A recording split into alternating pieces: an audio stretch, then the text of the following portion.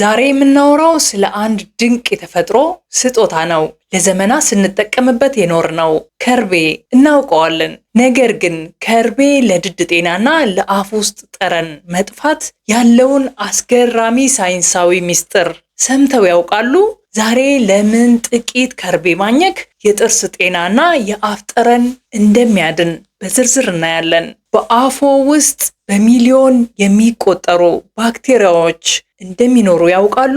አንዳንዶቹ ለድድ መቁሰልና ለጥርስ መበስበስ ምክንያቶች ናቸው።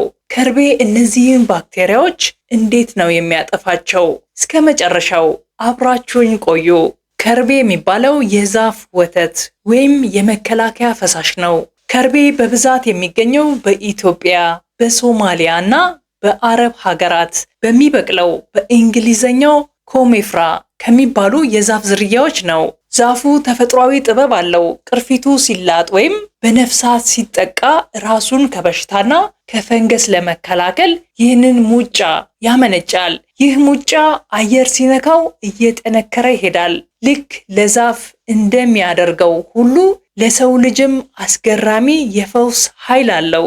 ሳይንሱ ለምን ከርቤ እንዲህ ኃይለኛ ሆነ ብሎ ሲመረምር ሁለት ዋና ዋና ታጋይ ኬሚካሎችን አግኝተዋል። አንደኛው ተርፔኖይድስ። እነዚህ ኬሚካሎች ለከርቤ ልዩ መዓዛውን የሚሰጡት ሲሆኑ ባክቴሪያና ቫይረስን የመግደል ከፍተኛ አቅም አላቸው። ሁለተኛው ፍላቮኖይድስ። እነዚህ ደግሞ የታወቁ አንቲኦክሲዳንት ናቸው። በሰውነታችን ውስጥ ያሉ ቁስሎችን በማድረቅና እብጠትን በመቀነስ ረገድ ወደር የላቸውም። ለዚህም ነው ከ3000 ዓመታት በፊት ጀምሮ በጥንታዊት ግብጽ ለቁስል ማከሚያነትና ለሽቶ ሲያገለግል የኖረው። ዛሬ ደግሞ ዘመናዊው ሳይንስ እነዚህ ንጥረ ነገሮች በአፍ ውስጥ ጤና ላይ ያላቸውን ተጽዕኖ ሲያጠና ተፈጥሯዊ አንቲባዮቲክ ወይንም ጸረ ባክቴሪያ ብሎ ጠርቷቸዋል። አሁን ደግሞ እነዚህን ኬሚካሎች በአፋችን ውስጥ ያሉትን ጎጂ ባክቴሪያዎች እንዴት እንደሚዋጉ በዝርዝር እናያለን። በመጀመሪያ ከርቤ እጅግ በጣም ኃይለኛ ተፈጥሯዊ ጸረ ተህዋሲያን ወይንም ናቹራል አንቲሴፕቲክ ነው። በተለይ ስትሬፕቶኮከስ ሙታንስ የሚባሉትን የጥርስ መበስበስ ዋነኛ ምክንያት የሆኑትን ባክቴሪያዎች የመግደል ብቃቱ አስገራሚ ነው። ከርቤ እነዚህ ባክቴሪያዎች ጥርሳችን ላይ አሲድ እንዳያመርቱና ጥርሳችንን እንዳያበሰብሱ ይከላከላል። ሁለተኛው የባክቴሪያዎችን መከላከያ ግንብ ይሰባብራል። ባክቴሪያዎች በጣም ብልሆች ናቸው። በአፋችን ውስጥ ብቻቸውን አይቀመጡም። ይልቁንም ባዮፊልም የሚባል ተለጣፊ መከላከያ ግንብ ይገነባሉ። እኛ ፕላግ ወይንም ሻህላ የምንለው ይህን ነው። ይህ ግንብ ባክቴሪያዎችን ከመድኃኒትና ከጥርስ ብሩሽ ይከላከልላቸዋል። ከርቤ ግን ልዩ የሚያደርገው ይህንን ግንብ ሰብሮ በመግባት ባክቴሪያዎቹ እንዳይራቡና እንዳይተሳሰሩ የማድረግ ልዩ ኃይል አለው። ሶስተኛው መጥፎ የአፍ ጠረን ምንጭን ማድረቅ። መጥፎ የአፍ ጠረን የሚፈጠረው ዋናው ምክንያት በአፋችን ውስጥ የሚኖሩ ባክቴሪያዎች በጥርሳችን ውስጥ የሚቀረውን ምግብ ተጠቅመው ሰልፈር ያለበት ጋዝ ሲለቁ ነው። ከርቤ ሽታውን በማጥፋት ብቻ አይወሰንም። ሽታውን የሚያመርቱትን ባክቴሪያዎች ምንጭ ስለሚያደርቅ አፋችን ሁልጊዜ ንጹህና ደስ የሚል ጠረን እንዲኖረው ያደርጋል። አራተኛው የድድ መቁሰልን መከላከልና ማከም። ብዙዎቻችን ጥርሳችንን ስንቦርሽ ድዳችን ሲደማ ምንም አይደለም ብለን እናልፈዋለን። ነገር ግን ይህ በሕክምናው ጂንጂቫይተስ ወይም የድድ መቁሰል በሽታ መጀመሪያ ነው። ይህ በሽታ ካልታከመ ድዳችን ጥርሳችንን መልቀቅ ይጀምራል። በመጨረሻም ጤናማ ጥርሳችንን እንዲወልቅ ያደርጋል። ታዲያ ከርቤ እዚህ ጋር እንዴት ነው ፈዋሽ የሚሆነው? በመጀመሪያ ከርቤ እጅግ በጣም ከፍተኛ የሆነ ጸረ ብግነት ወይንም አንቲ ኢንፍላማቶሪ ባህሪ አለው። ድድ የሚቆስለውና የሚቀላው ባክቴሪያዎች በፈጠሩት መርዝ ምክንያት ነው። ከርቤን ስናኘክ በውስጡ ያሉት ንጥረ ነገሮች ወዲያውኑ ወደ ድዳችን ዘልቀው በመግባት እብጠቱን ያረግቡታል። ልክ እንደ ማስታገሻ ህመሙንና መቅላቱን በፍጥነት የማጥፋት ተሰጥኦ አለው።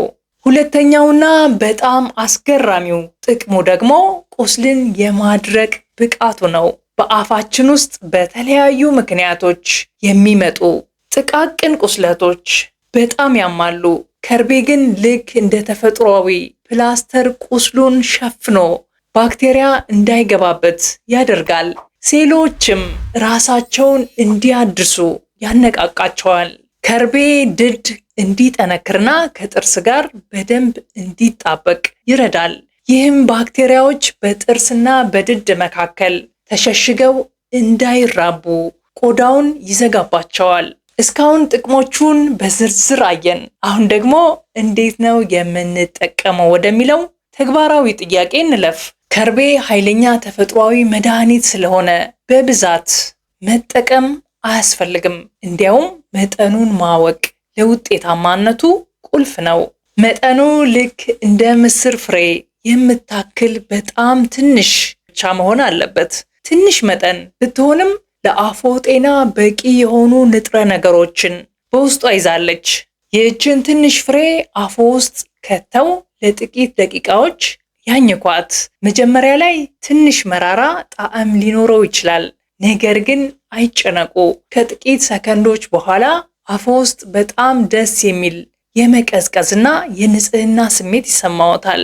ምራቆ ከከርቤው ጋር ሲቀላቀል መድኃኒቱ ስራውን እየጀመረ መሆኑን ይረዱ። ማኘክ የማይመቾት ከሆነ ደግሞ ሌላ አማራጭ አለ። ጥቂት የከርቤ ፍሬዎችን ለብ ባለ ውሃ ውስጥ ዘፍዝፈው ለጥቂት ሰዓታት ያቆዩት። ውሃው ነጭ ወይም ደመናማ መልክ ሲይዝ ያንን ውሃ እንደ አፍ ማጽጃ ወይም ማውዝ ወሽ ተጠቅመው ይጉመጥመጡት። ይህ በተለይ ለቆሰለ ድድ እጅግ በጣም ፈዋሽ ነው። ከርቤ ተፈጥሯዊ ቢሆንም ጥንቃቄ የሚያስፈልጋቸው ሁኔታዎች አሉ። ነፍሰ ጡር እናቶች ከርቤ የማህፀን መኮማተርን ሊያነቃቃ ስለሚችል በእርግዝና ወቅት ከርቤን ባይጠቀሙ ይመከራል። የስኳር ህመምተኞች ከርቤ የደም ስኳርን የመቀነስ ባህሪ ስላለው መድኃኒት ለሚወስዱ ሰዎች እንዲወስዱት አይመከርም። ሌላኛው ቀዶ ጥገና። በቅርቡ ለቀዶ ጥገና ቀጠሮ ካሎት ደም እንዳይቀጥን ለማድረግ ከርቤን ለጊዜው ያቁሙ። በአጠቃላይ ዛሬ እንዳየነው ከርቤ ተፈጥሮ በነፃ የሰጠችን ድንቅ የጥርስ ሳሙናና የጤና ጠባቂ ነው። ይህንን ቀላል የተፈጥሮ ስጦታ በመጠቀም የአፎን ንጽህና መጠበቅ፣ የድድ በሽታን መከላከልና ሁልጊዜ በራስ መተማመን ያለው ፈገግታ ባለቤት መሆን ይችላሉ። የዛሬው የጤና ትምህርታችን ጠቃሚ ሆኖ ካገኙት ለወዳጅ ዘመዶ ሼር በማድረግ የብዙዎችን ጤና እንዲታደጉ እጋብዞታለሁ።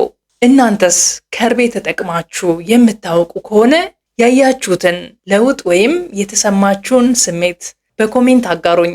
ይህንን መሰል ሳይንሳዊና ተፈጥሯዊ የጤና መረጃዎች ሁልጊዜ እንዲደርሳችሁ ቻናሉን ሰብስክራይብ ማድረጋችሁን፣ የደወል ምልክቷን መጫን እንዳትረሱ።